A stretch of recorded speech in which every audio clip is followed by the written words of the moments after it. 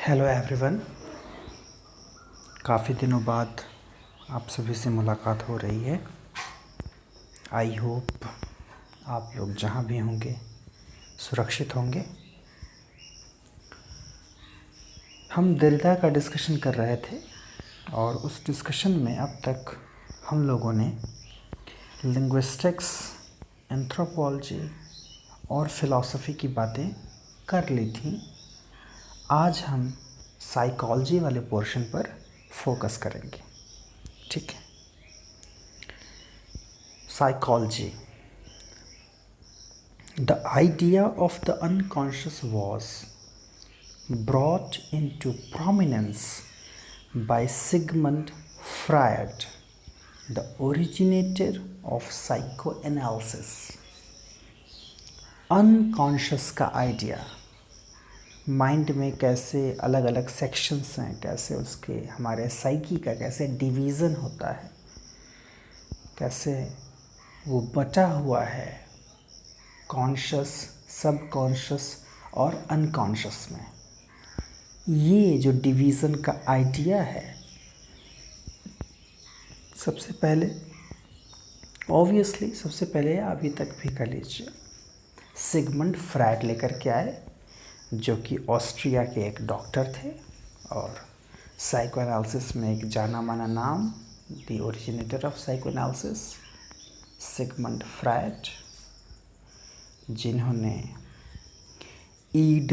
Ego और superego का भी कॉन्सेप्ट दिया हुआ है। एडिपस कॉम्प्लेक्स के बारे में भी बात की हुई है। फिलहाल हमारा फोकस अनकॉन्शियस, सबकॉन्शियस सेल्फ को लेकर के है, जिसकी बात सिगमंड फ्रायड ने की थी। Earlier it was believed that human psyche is an United entity. कह रहा है कि पहले ये माना जाता था कि जो ह्यूमन साइकी है, हमारा जो मन कह लीजिए, हालांकि मन का एग्जैक्ट ट्रांसलेशन इंग्लिश में साइकी नहीं होता है, कह रहा है जो ह्यूमन साइकी है, ये माना जाता था कि वो एक यूनाइटेड एंटिटी है, अपने आप में एक पूर्ण चीज़ है।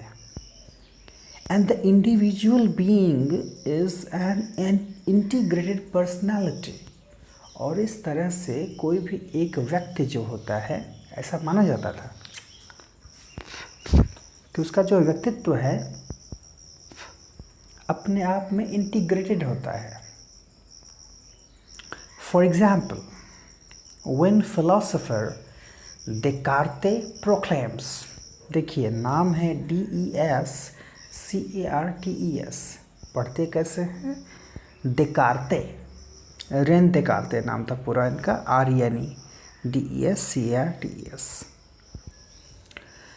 Descartes proclaims, when philosopher Descartes proclaims, I think therefore I am।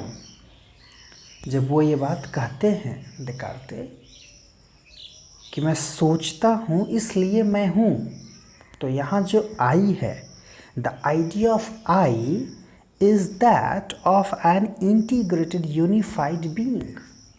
तो यहाँ पर जो आई है वो जो है डिस्क्रीटेड या डिवाइडेड आई नहीं है, वो यहाँ पर वो यूनिफाइड आई है, इंटीग्रेटेड है, ऐसा समझा जाता था।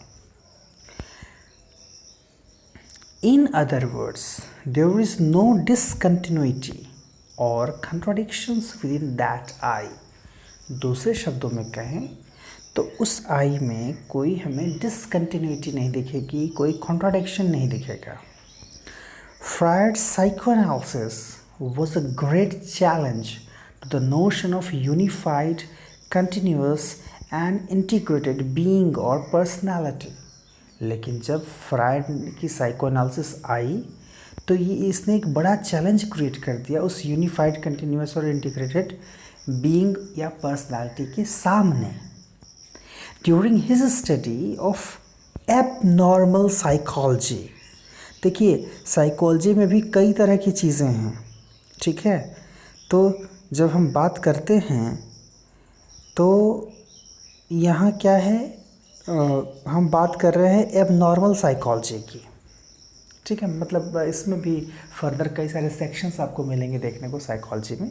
कह रहा है कि जब फ्रायड एबनॉर्मल साइकोलॉजी की स्टडी कर रहे थे, Freud came to the conclusions. उस समय फ्रायड इस कंक्लूजन पर आए that the individual human psyche is composed of conscious, subconscious and unconscious layers। तो उसमें बताया उन्होंने कि जो ह्यूमन साइकी है वो कॉन्शियस, सबकॉन्शियस और अनकॉन्शियस लेयर्स मीन्स ये 3 चीज़ों से मिल करके बना हुआ है।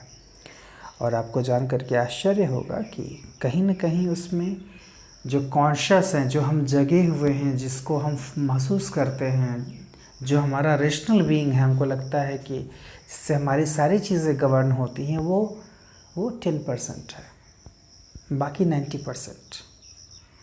तो हमारा जो कॉन्शियस सेल्फ है ना, that is like an iceberg. Iceberg वो होता है जिसका ऊपरी हिस्सा जो विजिबल होता है वो केवल 10% होता है, 90% पानी के नीचे होता है। तो हमें लगता है कि हम खुद को जानते हैं, पूरी तरह से जानते हैं। बोलते हैं कभी कभी हम कि हम खुद को जानते हैं पूरी तरह से। अच्छा, कभी कभी लोग दावा दूसरों को जानने का करते हैं। सच्चाई ये है कि हम खुद को नहीं जानते अच्छी तरह से, दूसरों को क्या जानेंगे। इसीलिए कई बार ऐसा होता है हमारी लाइफ में, किस पर्टिकुलर बात पर हम किस ढंग से रिएक्ट करेंगे हमें भी नहीं पता होता।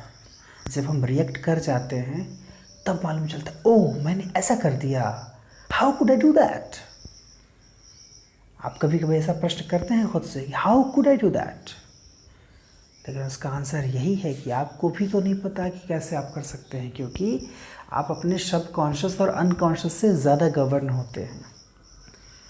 यही तो है डिसकंटिन्यूटी, यही तो है एक डिवीज़न आपकी पर्सनालिटी में, आपकी सोच जिस तरह से गवर्न होती है इससे। उन्होंने कहा कि जो ह्यूमन साइकी है वो कॉन्शियस, सबकॉन्शियस और अनकॉन्शियस से मिलकर बनी है, often in conflict with each other. और वो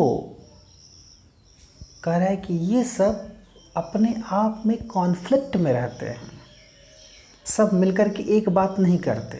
वही जो होता है ईगो सुपर ईगो के साथ, है ना। ईड जो होता है, ईड में भी होता है कि वो आपका इंस्टिंक्ट है, वो इंस्टिंक्ट आपको चाहेगा गवर्न करना, तो जो मन करेगा वो करेंगे ऐसा लगता है। तो ऐसा तो कर नहीं पाते आप, क्योंकि इसके लिए आपको आपका सुपर ईगो जो है, आपको जो मॉरालिटी के लिए जगा करके रखता है, वो कंट्रोल किए रहता है कि नहीं नहीं ऐसा करोगे तो मार खा जाओगे, ऐसा सोचोगे तो मार खा जाओगे। तो यहाँ बात हम कर रहे हैं कॉन्शियसनेस, अनकॉन्शियसनेस, सबकॉन्शियसनेस के, वो हमेशा कॉन्फ्लिक्ट में रहते हैं।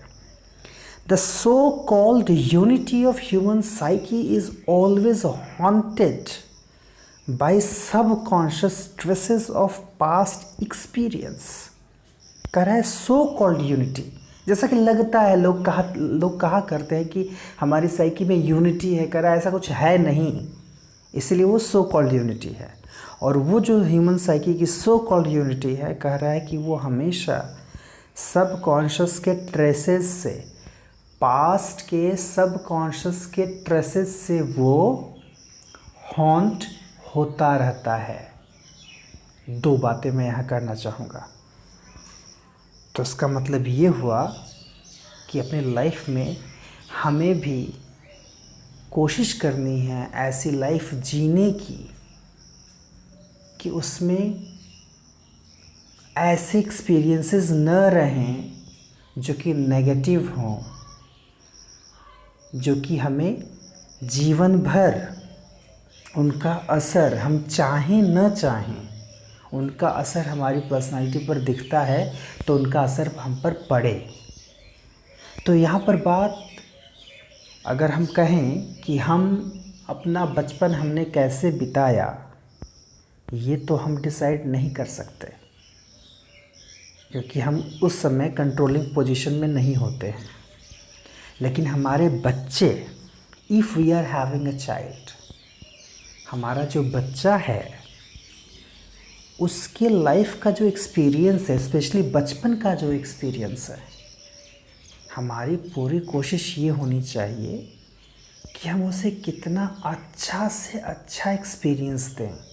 क्योंकि वो जो एक्सपीरियंस, जो उसका पास्ट एक्सपीरियंस होगा, जो उसके सब कॉन्शियस का पार्ट बनने वाला है आने वाले समय में, वो अगर बेहतर रहेगा तो जब जब वो वापस आएगा उसकी पर्सनालिटी पर प्रभाव डालने, तो उसका प्रभाव अच्छा पड़ेगा। पास्ट के नेगेटिव एक्सपीरियंसेस उसकी पर्सनालिटी को डिस्ट्रॉय नहीं करेंगे भीतर ही भीतर, उसको तोड़ेंगे नहीं भीतर ही भीतर। तो इसके लिए ज़रूरी है उसे अच्छा से अच्छा माहौल देने की, क्योंकि वो माहौल जो आप बचपन में देंगे वो उसकी जवानी और उसका बुढ़ापा तय करेगा कि उसकी पर्सनालिटी क्या होने वाली है। दूसरी चीज़, कभी कभी लोग कहते हैं मुझे फ़र्क नहीं पड़ता। नहीं, मुझे अब फ़र्क नहीं पड़ता। आपको लगता है ऐसा कि फ़र्क नहीं पड़ता, या यूँ कह लीजिए कि आप दूसरों को सांत्वना देने के लिए या खुद को सांत्वना देने के लिए आप ये बात कहते हैं कि अब मुझे फ़र्क नहीं पड़ता।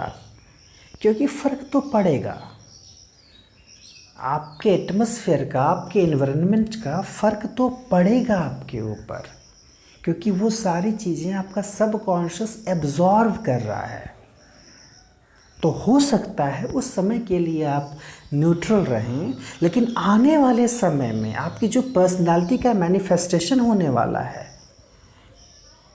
वो एक्सपीरियंसेस जो हैं आपके, जो इस समय प्रेजेंट के एक्सपीरियंसेस हैं, जब वो पास्ट बनेंगे तो वो आपको हॉन्ट करेंगे। And mind it, haunt is not a beautiful word. Haunt जो है वो बहुत खूबसूरत शब्द नहीं है। जो चीज़ें डराती हैं हमें, तो हमारी कोशिश यही रहनी चाहिए कि कुछ ऐसा एक्सपीरियंस हमारे लाइफ में न हो, एटलीस्ट जिससे हम कंट्रोल कर सकते हैं। ऐसे एक्सपीरियंसेस न हो जो आने वाले फ्यूचर में हमें हॉन्ट करें, हमारी पर्सनालिटी पर उनका बुरा प्रभाव पड़े।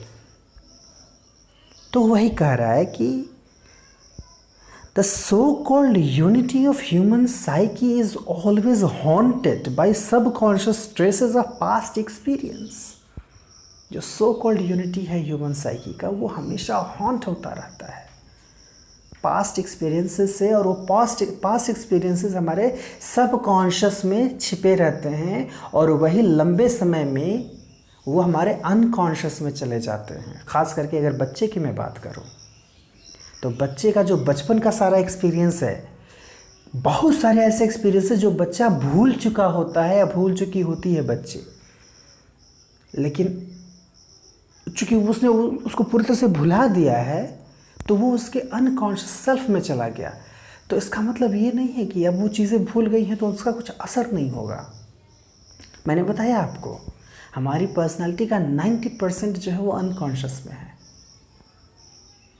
सबकॉन्शियस तो बस वो होता है कि जो चीज़ें आप कुछ समय के लिए उसको सेव करके रख देते हैं, ज़रूरत पड़ने पर उसको आप निकाल लाते हैं बाहर, वो हो जाता है आपका सबकॉन्शियस। थोड़ा सा मैं यहाँ पर आपको बता दूँ, जैसे क्या है, जैसे मान लीजिए कि आप कैलकुलेशन कर रहे हैं, ठीक है। सपोज़ आपको करना है कि 2 × 2 + 1 मान लीजिए करना है, तो इसमें क्या करेंगे आप, पहले मल्टीप्लिकेशन करना होता है, फिर ऐड करना होता है। तो 2 × 2 = 4, ठीक है। अब ये 2 × 2 = 4 का जो प्रोसेस है, आपने कर लिया एक बार 4, उसको आप कुछ समय के लिए सेव कर लेंगे माइंड में, तो वो चला जाएगा सबकॉन्शियस में। फिर करेंगे, अच्छा 2 × 2 = 4 आया था, +1 ऐड करना है, तो 4 + 1 = 5 हो गया। अभी जो 2 × 2 = 4 किया तुरंत, वो कॉन्शियस सेल्फ है, लेकिन जैसे उसको कुछ देर के लिए भेज दिया भीतर, फिर ऐड करने लगे 4 + 1, तो उस समय 4 + 1 आपका कॉन्शियस सेल्फ है, और 4 जो है, जो कि 2 × 2 = 4 करके आया है, वो आपके सबकॉन्शियस में है। फिर आप उसको खींच करके लाते हैं कि अच्छा वो 2 2 4 था और यहाँ पर +1 करना है, तो 4 + 1 5 हो गया। तो जो आप तुरंत करंट में यूज़ कर रहे हैं वो आपका कॉन्शियस सेल्फ है। कुछ समय के लिए जिसको आप सेव कर लेते हैं अपने ब्रेन में, वो आपका सबकॉन्शियस सेल्फ हो जाता है। और जो आप बहुत पहले का सेव किए हुए हैं, बहुत सारी ऐसी चीज़ें जो आप भूल चुके हैं, वो आपका अनकॉन्शियस सेल्फ हो जाता है। सपने की अवस्था में, अच्छा इसको अगर कहें हिंदी में बात करें तो कॉन्शियस मतलब चेतन, सबकॉन्शियस मतलब अर्धचेतन, और जो अनकॉन्शियस है वो होता है अवचेतन या अचेतन। तो जब आप सो रहे होते हैं तो जनरली तो हमारी ये मंशा होती है कि जब हम सोएं तो हमें सपने न आएं, क्योंकि सपने देखिए अच्छे आए या बुरे आए, कभी कभी अच्छे सपने आते हैं तो खुशी भी होती है, लेकिन जब सपने आपको आ रहे हैं तो इसका साफ मतलब है कि आपको नींद गहरी नहीं लगी है। You are not having a sound sleep. तो उस समय चूँकि आप पूरी तरह से जगे हुए नहीं हैं, तो आप पूरी तरह से कॉन्शियस अवस्था में नहीं हैं। चूँकि आप मर भी नहीं गए हैं, इसलिए आप अनकॉन्शियस अवस्था में भी नहीं हैं। तो ऐसे में आप आप किस अवस्था में चले जाते हैं? आप सबकॉन्शियस अवस्था में रहते हैं। तब थोड़े से जगे, थोड़े से सोए। हाँ, जो मैंने कहा कि मर गए हैं, वो स्थिति आती है जब आप साउंड स्लीप में होते हैं। तो कहा जाता है कि a sleeping person is like a dead. वो अनकॉन्शियस, तो वो अनकॉन्शियस का जो लेवल होता है सोते समय, वो बहुत अच्छा होता है। उस समय नींद बहुत अच्छी आती है। थोड़ी सी नींद लेंगे, मूड फ्रेश हो जाएगा। और जो सबकॉन्शियस वाली नींद है ना, उसको 6 घंटे नहीं बल्कि 8-9 घंटे भी सोएंगे फिर भी लगेगा कुछ भारीपन सा है, लगेगा अभी थकान सी है। तो सबकॉन्शियस, जब आप सपने देख रहे होते हैं उस समय आपका सबकॉन्शियस जो है वो एक्टिव होता है ज़्यादातर। हम ऑब्वियस है जब जगे होते हैं तो हम कॉन्शियसनेस के साथ होते हैं। कभी कभी ऐसा भी होता है जब आप ड्राइव कर रहे हैं तो आप अगर कॉन्शियस हैं, आपको कब ब्रेक लगाना है, आपको कब एक्सेलेरेटर बढ़ाना है, कब आपको गियर चेंज करनी है, कब आपको टर्न लेना है, कब आपको जो है हॉर्न बजाना है। जब आप पूरी तरह से एक्टिव होते हैं, उसमें इन्वॉल्व होते हैं ड्राइविंग में, तो आपका कॉन्शियस सेल्फ होता है। बट समटाइम्स क्या ज़्यादातर ऐसा हो जाता है, कभी कभी आप ड्राइव करते जा रहे हैं, अचानक आपको याद आता है, अरे यार मैं कितनी देर से अपने कॉन्शियस सेल्फ में नहीं हूँ, मैं कुछ और सोच रहा हूँ, दिमाग में कुछ और चल रहा है, कोई और बात चल रही है, कोई और कहानी चल रही है। आप ड्राइविंग किए जा रहे हैं, ड्राइविंग करते करते आप अपने सबकॉन्शियस सेल्फ में चले जाते हैं, चीज़ों को याद करने लगते हैं। किसी की याद आ जाती है, चेहरे पर स्माइल आ जाता है, किसी की याद आ जाती है, खून खौलने लगता है। तो तमाम तरह के जो एक्सपीरियंसेस हैं वो सबकॉन्शियस हमको जो है समय समय पर सुनाता रहता है।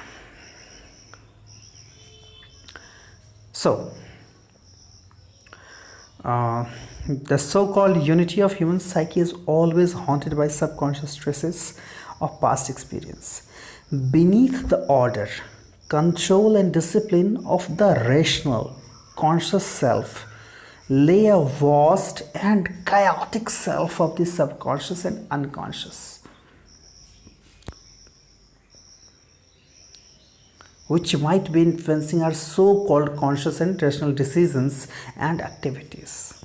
कह रहा है कि जो हमको लगता है कि हम बड़े ऑर्डर में हैं, कंट्रोल में हैं, डिसिप्लिन में हैं, बिल्कुल रेशनल हैं, लॉजिकल हैं, ये सब हमको हमारा कॉन्शियस सेल्फ नज़र आता है कि हम जो भी डिसीजन ले रहे हैं पूरे कॉन्शियसनेस के साथ ले रहे हैं, पूरे सोच समझ के साथ ले रहे हैं, पूरे लॉजिक के साथ ले रहे हैं, लगता है हमें कि हम ऐसा कर रहे हैं।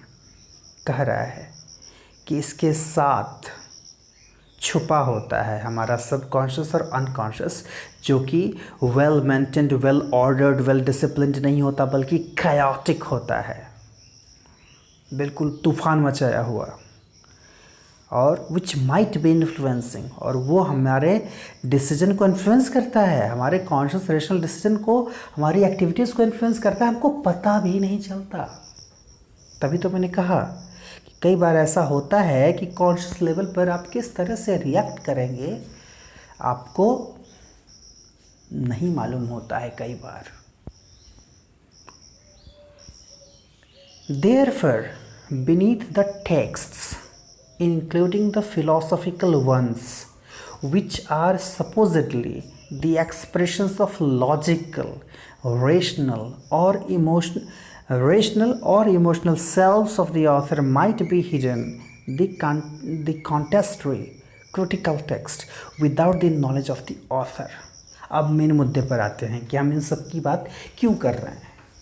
हम इन कॉन्शियस, सबकॉन्शियस और अनकॉन्शियस सेल्फ्स की बातें क्यों कर रहे हैं। कह रहा है कि इसलिए इस हिसाब से अगर आप समझें तो जो भी टेक्स्ट होते हैं उसमें अगर हम स्पेशली फ़िलासफ़िकल टेक्स्ट की भी बात करें, उसको भी इंक्लूड कर लें, तो कह रहा है कि जिसको हम कहते हैं कि जो फ़िलासफ़िकल टेक्स्ट होता है उसमें लॉजिक होती है, उसमें रैशनैलिटी होती है, कह रहा है वहाँ पर भी ऑथर का इमोशनल सेल्फ इन्वॉल्व होता है और वो किस तरह से मैनिफेस्ट होता है ये डिसाइड कौन करेगा, उसका सबकॉन्शियस और अनकॉन्शियस सेल्फ डिसाइड करेगा। वो कुछ लिख रहा है, उसको लग रहा है कि वो बड़े कॉन्शियस वे में लिख रहा है, बड़े लॉजिकल वे में लिख रहा है, लेकिन वहाँ पर उसका अनकॉन्शियस या सबकॉन्शियस सेल्फ जो है वो इन्वॉल्व होता है और उसका असर आपको देखने को मिलेगा। हो सकता है कि ऑथर को खुद नहीं पता है कि वो ऐसा क्यों लिख रहा है, उसको लगता है कि वो अपने होशो हवास में लिख रहा है, जबकि उसके जो होशो हवास हैं उसमें असर होता है उसके सबकॉन्शियस और अनकॉन्शियस का। जैसे टी.एस. एलियट जब वो बात कहते हैं कि he talks of escape from personality, he says कि एक्सप्रेशन ऑफ पर्सनालिटी नहीं होनी चाहिए, एस्केप फ्रॉम पर्सनालिटी होनी चाहिए। ये उनकी थियोरी ऑफ इम्पर्सनैलिटी में ये बात उन्होंने कही है। तो कहना तो बड़ा आसान है, थियोरी दे देना आसान है, प्रैक्टिकल लेवल पर वो चीज़ें थोड़ी मुश्किल होती हैं और वो मुश्किलात जो है आए थे एलियट के साथ भी। एलियट उसको स्वीकार करें या न करें, एलियट को एनालाइज करने वाले इस बात की तस्दीक करते हैं। जब एलियट लिख रहे हैं love song of J. Alfred Prufrock, वहाँ पर वो बातें करते हैं जिस तरह से जो डिस्क्रिप्शन देते हैं वुमन का, और प्रूफोक नामक कैरेक्टर को जो है प्रेजेंट करते हैं हमारे सामने कि कैसे कैरेक्टर है प्रूफोक जो कि फिज़िकली फिट भी नहीं है, जो है गंजा है और वो प्रपोज़ करना चाहता है एक लड़की को। तो उस लड़की का जो डिस्क्रिप्शन निकल करके आता है उसके बारे में लोगों की टिप्पणियाँ आती हैं कि शायद obviously we are not confirmed, शायद एलियट के लाइफ में कोई ऐसी लड़की रही हो। जो डिस्क्रिप्शन मिलता है लगता है कि शायद एलियट की लाइफ में ऐसी कोई लड़की रही हो और उसी का खाका उन्होंने खींचा है इस पर्टिकुलर पोएम में। तो अगर ऐसा है तो उन्होंने स्किप कहाँ किया अपनी पर्सनालिटी से, इन्वॉल्व तो हो ही गई उनकी पर्सनालिटी, उनका खुद का एक्सपीरियंस, सब्जेक्टिव तो वो हो ही गए, भले ही वो ऑब्जेक्टिविटी की बात करते हैं। वो बात है, मतलब कई बार ऐसा होता है कि हमें लगता है कि हम अपनी पर्सनालिटी से एस्केप कर गए हैं, लेकिन सच्चाई कुछ और होती है। ठीक है। So, Freudian postulation of fragmentary and discontinuous self had far-reaching consequences in the studies of human sciences, including philosophy and Levi-Straussian structural anthropology। जो फ्राइड ने पॉस्टुलेशन दे दिया फ्रैगमेंट्री और डिसकंटिन्यूअस सेल्फ का, यानी जो हमारा सेल्फ है वो कैसे फ्रैगमेंटेड है, कैसे डिसकंटिन्यूअस है, इसका कह रहा है बहुत दूर तक असर हुआ ह्यूमन साइंसेस की स्टडी में, फिलॉसफी में, इवन लेवी स्ट्रॉस का जो स्ट्रक्चरल एंथ्रोपोलॉजी है उसमें भी। It is fruitful to remember here that Levi-Strauss's studies in anthropology were based on an assumption that there is a coherent organizing mind at work that imposed a unified abstract structure upon various cultural phenomena. कह रहा है यहाँ professor Patnaik कह रहे हैं कि यहाँ इस बात को याद करने की ज़रूरत है कि जो लेवी स्ट्रॉस की जो स्टडी है एंथ्रोपोलॉजी की, वो इस बात पर बेस्ड थी कि जो हमारा माइंड है वो बड़ा ही कोहेरेंट रहता है, ऑर्गेनाइजिंग माइंड है, जो कि यूनिफाइड एब्स्ट्रैक्ट स्ट्रक्चर को जो है की स्टडी कर रहा होता है, कल्चरल फिनोमेना की स्टडी कर रहा होता है. Derrida uses Freudian insight to explore the myth of that coherence. Derrida इसी कोहेरेंस को तोड़ते हैं. ये जो मिथ बना करके रखा लेवी स्ट्रॉस ने कि कैसे कोहेरेंस है हमारे माइंड में, जिससे कि मिथ्स जो बन रहे होते हैं अलग अलग जगहों में भी आपको सेम चीज़ें नज़र आती हैं, तो इसको वो तोड़ते हैं दर्दा इसी चीज़ का यूज़ करके, फ्राइडियन कॉन्सेप्ट का यूज़ करके. तो our own desire to concoct a center around which the various elements could be arranged is responsible for all structured thinking. कह रहा है हमारी खुद की इच्छा, क्योंकि हम सेंटर चाहते हैं, क्योंकि ऑब्वियस है हम कयास नहीं चाहते अपनी लाइफ में, हमेशा हम नहीं रह सकते कयाटिक बहुत ज़्यादा, तो हमें सेंटर की ज़रूरत होती है. हमें कुछ न कुछ चीज़ के लिए सेल्फ अपने आप को संतुष्ट करने की ज़रूरत होती है, तभी हम डिफेंस मैकेनिज़्म अपनाते हैं. देखिए डिफेंस मैकेनिज़्म भी जो है वो फ्राइड का ही कॉन्सेप्ट है, जिसमें हम कोई ना कोई रीज़न ढूंढ लेते हैं, कोई ना कोई बहाना ढूंढ लेते हैं अपने आप को समझाने का. ठीक है, कोई भी गलती करते हैं, कुछ ऐसा हो जाता है, जैसे सपोज़ सीटेट का एग्ज़ाम दिया हमारी बहन ने और पहली बार उनका क्वालिफाई नहीं हुआ, तो उन्हीं दिनों हो गया था उनको डेंगू. अब आप इसको स्वीकार करें या ना करें, हम लोग तो यही समझते हैं, हम लोग तो यही कहते हैं. जब कोई पूछता था तो कहते थे कि अरे उसकी तैयारी तो बहुत अच्छी थी, उसको डेंगू हो गया था ना, तो इसलिए वो इस बार सफल नहीं हो पाई. अब आप कहेंगे कि ये भी क्या बात करते हैं आप, ये कोई झूठा बहाना थोड़ी है. देखिए झूठा बहाना है या नहीं, लेकिन ये डिफेंस मैकेनिज़्म तो है ही. हम अपनी असफलता के लिए जो कोई ना कोई कारण ढूंढ लेते हैं, यही तो है डिफेंस मैकेनिज़्म. खुद को बचा कर रखने के लिए, मतलब ये कि हमारी योग्यता में कमी नहीं है, जबकि ऐसा बहुत कम होता है. कमी हमारे भीतर ज़्यादा होती है. हम कोई ना कोई कारण ढूंढ, देखिए क्या है ना, परेशानियां सभी की ज़िंदगी में हैं, अलग अलग लेवल की.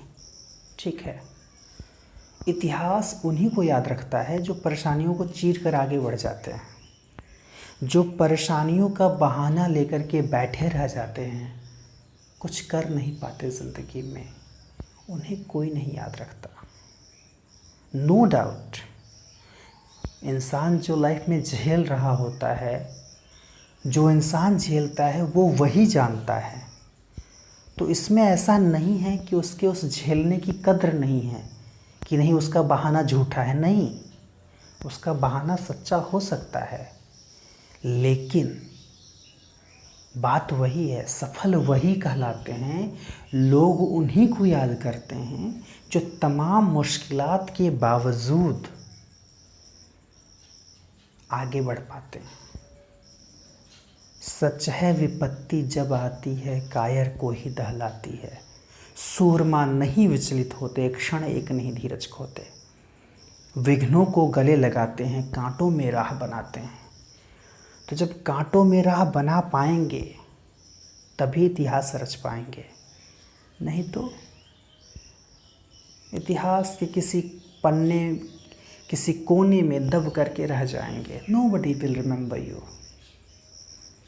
और आप इस बात से डिनाई नहीं कर सकते कि आप अपनी एक पहचान नहीं चाहते. Everybody wants.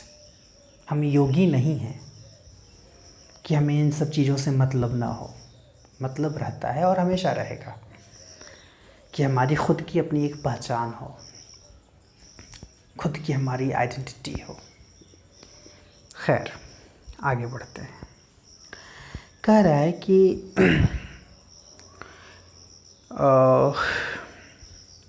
Derrida uses Freudian insight to explore the myth of that coherence. उस कोहेरेंस के मिथ को एक्सप्लोर करने के लिए वो फ्राइडियन इंसाइट का यूज़ करते हैं. He says that whatever coherence we perceive is due to our own desire to find a coherence. कह रहा है जो भी कोहेरेंस हम पाते हैं ना, देख ले ऑल इज़ वेल है, बहुत आसान है बोलते ना ऑल इज़ वेल. तो वो ऑल इज़ वेल जो हम बोल देते हैं तुरंत, वो इसलिए क्योंकि हम चाहते हैं कि सब कुछ अच्छा हो. तो ये बुरा नहीं है चाहना, लेकिन उसका लॉजिक क्या है. देवता वही कहते हैं कि वो कोहेरेंस हमको नज़र आता है क्योंकि हम चाहते हैं कि नज़र आए. Our own desire to concoct a centre around with the various elements could be arranged is possible for all structure thinking. कह रहा है जो हम सेंटर की एक कल्पना करते हैं, चाहते हैं कि एक सेंटर हो, तो हमारी सारी स्ट्रक्चर्ड थिंकिंग, मतलब वो थिंकिंग भी हमारी अपनी, हमने उसको स्ट्रक्चर किया हुआ है. पूरे के पूरे स्ट्रक्चर थिंकिंग के लिए वही रिस्पॉन्सिबल है. Therefore he calls Levi Strauss's study of myth another myth too. इसलिए दरिदा कहते हैं कि जो लेवी स्ट्रॉस ने मिथ की स्टडी की और जिस कंक्लूज़न पर वो पहुँचे, उनका कंक्लूज़न भी एक मिथ है. मतलब मिथ की स्टडी करने वाला भी एक मिथ बना रहा है. और this mythification is the result of a particular positioning of Levi Strauss in the discourse. और ये मिथिफिकेशन क्यों है? क्योंकि लेवी स्ट्रॉस ने एक पर्टिकुलर अपनी पोजीशनिंग बना रखी है डिस्कोर्स में, विमर्श में. A subsequent reading of his works would show us the mechanism through which his myth has come into being. कह रहा है कि अगर बार बार हम सब्सिक्वेंट रीडिंग करें उनके वर्क्स की, तो हमको पता चल जाएगा कि ये मैकेनिज्म, मिथ मेकिंग का जो मैकेनिज्म हो, कैसे वर्क करता है. How the apparent claim of unity and coherence in his works claim is illusory. कैसे हम ये जान पाएंगे कि जो वो यूनिटी और कोहेरेंस की बात करते हैं, जो कि ऐसा दिखता है हमें, वो सच नहीं है, वो एक इल्यूज़न है. Towards the end of the essay, Derrida goes on to predict that henceforth human sciences have to adopt two types of reading. Last में आते आते Derrida समझाते हैं कि ह्यूमन साइंसेस को दो तरह की रीडिंग करनी होगी. The traditional one which tries to read a phenomenon. एक तो ट्रेडिशनल जो कि वो फेनोमेना को रीड करने की कोशिश करे. Try to decipher its origin. Decipher का मतलब है to find out some meaning, किसी टफ या डिफ़िकल्ट चीज़ से मीनिंग निकालना. तो किसी फेनोमेना को पढ़ना और उससे उसके ओरिजिन को जो है समझने की कोशिश करना. एक्सप्लिकेट करना. एक्सप्लिकेट का मतलब होता है एनालाइज या एक्सप्लेन करना.